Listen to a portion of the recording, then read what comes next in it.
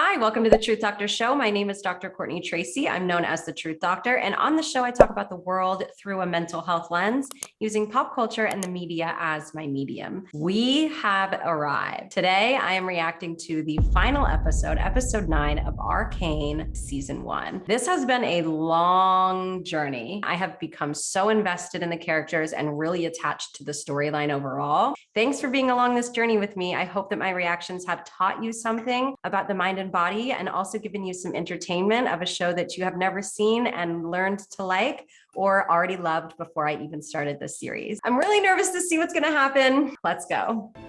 Oh. Right away with the loss of innocent life. Do you not understand? I am part of this now. You've always been a part of this. You just never had to look it in the eye. One dead kid? There's hundreds more where he came from, thanks to Silco and thanks to people like you who stuck their heads in the dirt. Take those off. Make me. Ooh. This is a very similar argument to the one that Vi got in with Vander before Vander lost his life. He's saying like, this is enough, loss of life is enough. And Vander put down his iron arms and now Vi has them. She picked them up and now she won't put them down, even though Jace is telling her to. I actually cannot believe that this is gonna be the end of the season. You gotta do anything about that piece of shit that murdered my boy. He died fighting for our cause. You're one to talk about sacrificing for the cause. Where is Jinx anyhow? Help her with the body. There's something called the dehumanizing effect, and it's where when we see somebody that's dealing with something that we don't want to deal with, or that isn't our issue, or that we don't think is an issue, and the person just needs to get over it, one way that we detach from having our own mirrored or sympathetic or empathetic emotions towards that person or the situation is we sort of see them as not a person. We see them as not a human. We dehumanize their life and their experiences so that it's easier for us to turn away. If there is a chance Hextech can be weaponized, we must have it. Piltover isn't your testing ground. I would set the world ablaze to protect our family. No. I stopped being part of this family the moment you cast me out. Mel wants to advance and make change, but at the same time, even from a family perspective, they're wanting to be protected. And in order to be protected and be safe, they have to engage in these warlike behaviors or engage in literal war because somebody else wants to engage in war with them. It's a lot harder to be the resistance against something that has been built up for as long as it's been built up. Living in a world that is already created on the basis of power, indifference, competition, and survival mechanisms makes it really hard to get out of those types of situations. Mel's mom would prefer things to be going differently, would prefer to not have to do what it is that she's saying that she feels she has to do. I couldn't endure the look in your eyes whenever I made the necessary decisions to keep us safe. But she can't. And so she's trying to tell Medarda to get ready for war. Again? Come on, Victor. Am I interrupting? No. Jace saved Victor the way Victor saved Jace. Am I interrupting? We lost ourselves, lost our dream. In the pursuit of great, we failed to do good. Two things here. The first thing is, I'm actually okay with the way that Arcane has been portraying suicide attempts. In this scene where Jace stops Victor, similarly to how Victor stopped Jace, they don't actually talk about what it is that's going on. They don't actually talk about what was just stopped necessarily. Depending upon the situation, sometimes if you find somebody contemplating or feeling really depressed, sometimes it's better to not dive directly into it in that very moment. And letting them lead the conversation is one way to go about it. The other way is to just start talking about something that you typically talk about. Often there can be shame or guilt or fear or embarrassment. And so you want to tread lightly and not try to push talking about the potential reason why somebody may have done that, when that may be what causes them to just feel overwhelmed and flooded again. This isn't going to be applicable to every case, but I do like how they're showing this in this scene of Arcane, because sometimes this can be what's helpful. We lost ourselves, lost our dream. In the pursuit of great, we fail to do good.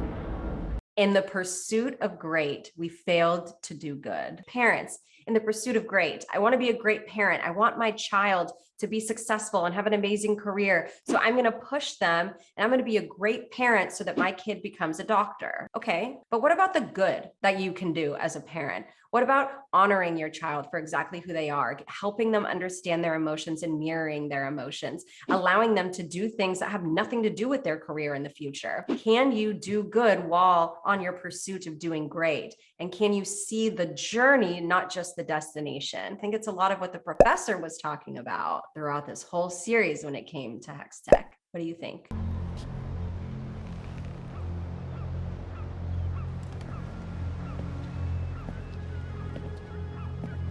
Free trade routes, blanket amnesty, unrestricted access to the Hexgate sovereignty.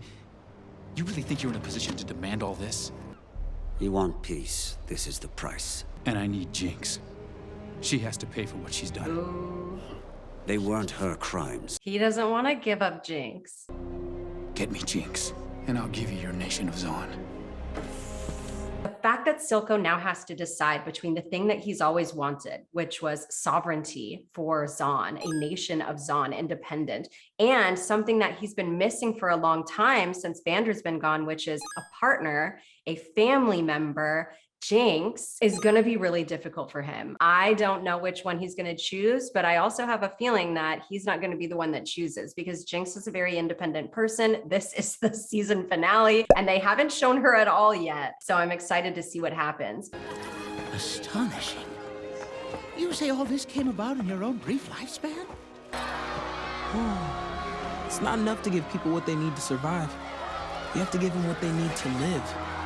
Yes. Yes, yes, yes, yes. It is not enough to give people what they need to survive. You need to give them what they need to live. This is so crucial. And it's part of why I have the platform that I have today. We have to give people what they need to live. And part of that is knowing how the mind and body work. And the other part is living in an environment that allows your mind and body to work most efficiently to lead you towards a life of happiness, acceptance, compassion, connectivity, and joy. I also think it's really interesting that the professor is so incredibly shocked by what he's seeing in this area of the Undercity. When we don't fuse with other cultures, other environments, other families, other people, we become very contained in our assumption of what other people, other situations, other scenarios are like. We have to go and actually learn about the lived experience of people that are different than us in order to truly understand how we can help them, how we can't help them, and the type of help that they are actually looking for.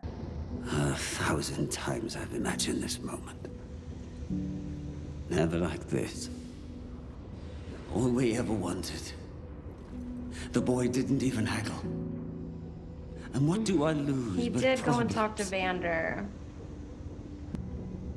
Is there anything so undoing as a daughter? Oh. Oh no. Is there anything so undoing as a daughter? What Silco's trying to say when he's saying that out loud is that he feels weakened, but not necessarily in a bad way. I think weakened from love. And Jinx, hearing that, probably doesn't hear it the way that it's being said because she has so much trauma from other people saying that she was a problem or she doesn't belong or she's gotten in the way. You're right. There's a bunch of things Powder just can't do. You don't have to tell me twice. Oh. Everyone, out. Sevika and bye.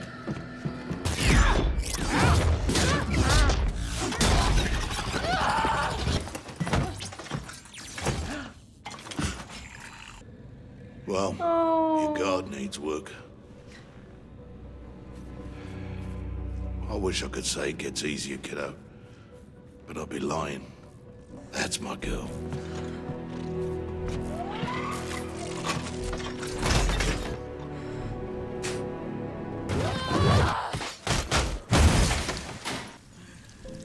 She did it.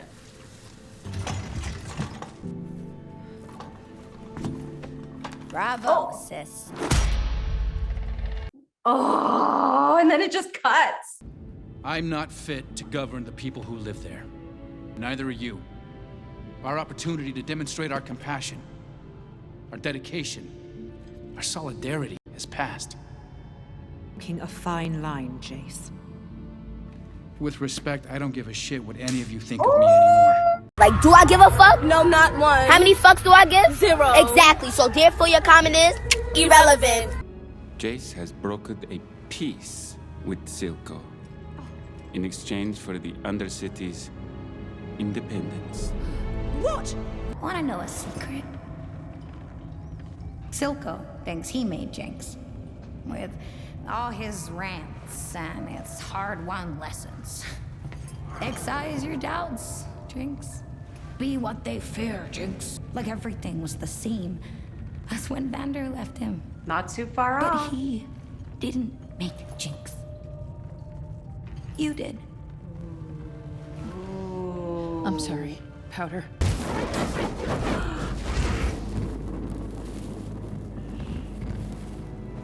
Whoa. He took everything from us. Whoa. Right here, he stabbed Vander in the back. Just like he planned to with me. I paid your girlfriend a visit this morning. What did you do? I made her a snack.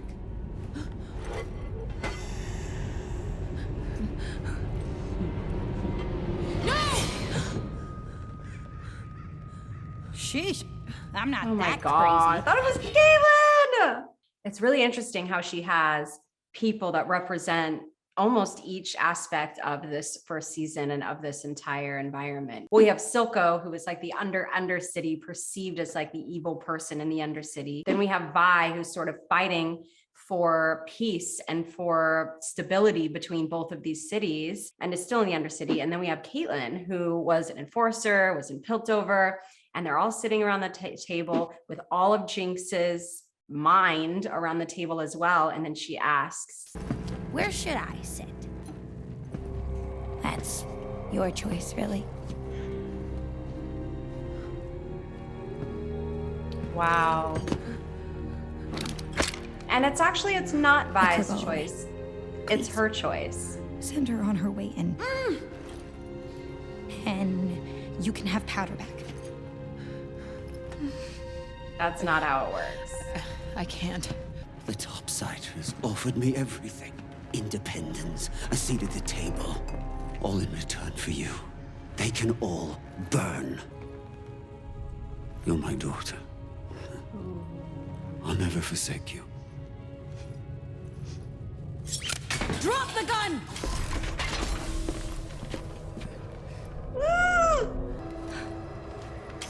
Wait! She's my sister. Vi, she's too far gone. Oh, she's doing it. She's playing. Look out!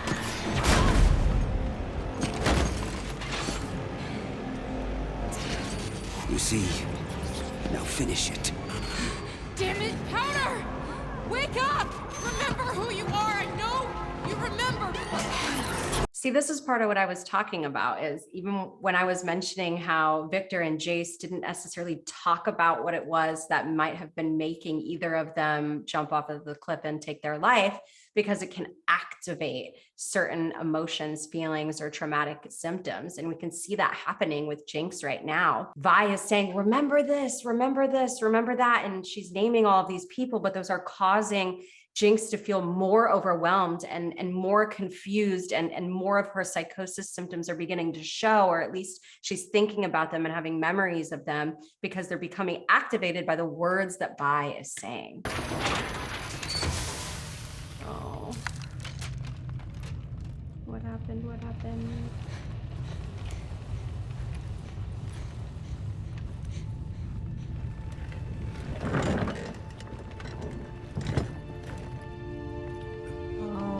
Oh, shh. But how is she gonna feel? No, I'm sorry. I'm sorry. Oh, again. I'm sorry. I never would have given you to them. Not for anything.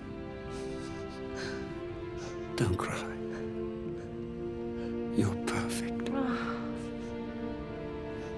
Whenever Jinx experiences loss, particularly when she causes that loss unintentionally, she starts to plummet because it likely activates those same feelings and thoughts in her mind of, I'm not good enough, I'm powerful, but I don't know how to control it. I always get in the way and I always mess things up.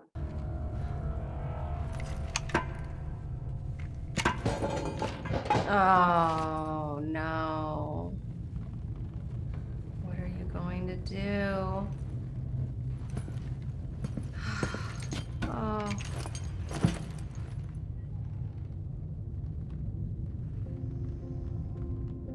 Left these pieces. We'll show them. We will show them all. We'll show them all. I want you to. I support Councillor Talus's proposal for peace. Oh.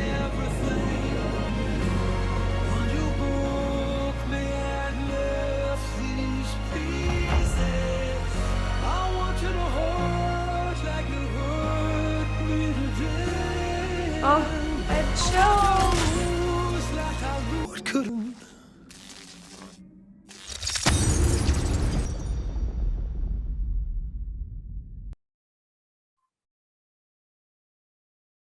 I can't believe it's over. You know, I'm asking the question, why? Like, why did she have to like hit that bullet off right before like there was about to start to be peace between Zahn or the Undercity and Piltover? It also makes me really devastated that she wasn't able to connect with Vi, but I believe that the reason that Jinx wasn't able to connect with Vi was because she had just lost Silco, and loss of life is one of the biggest triggers for Powder to even become Jinx. This second season is going to have to close some of the loops. We still have Vi and Jinx being against each other. The farther along that someone goes on this journey of engaging in their traumatic symptoms and living in an environment that continues to activate them, as well as that our brain and our body start to really learn these patterns and how to become accustomed to these environments. And so as we continue on to the next season, it's going to likely become harder and harder for Jinx to ever go back to Powder. Something I would ask is, does she need to go back to being Powder? Maybe she'll start calling herself Powder again, but she'll never be Powder again. She's always going to have these experiences, and they're going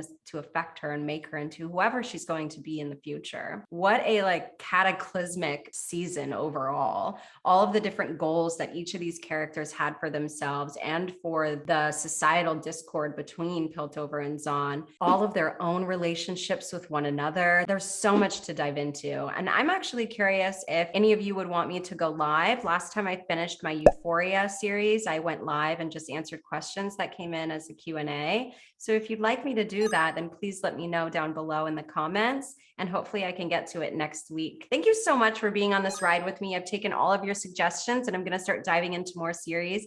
Please don't forget to subscribe if you like this series. I do plan on reacting to the next season whenever it does come out.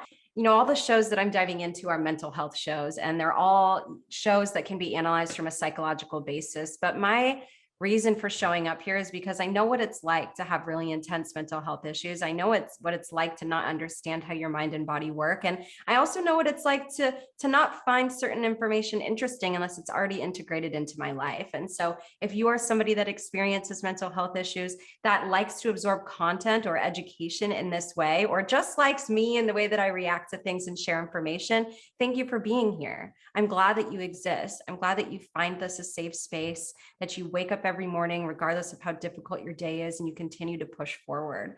Living life on this planet is not easy. And I know that professionally, from working with hundreds of clients to personally, and I'm glad that you exist.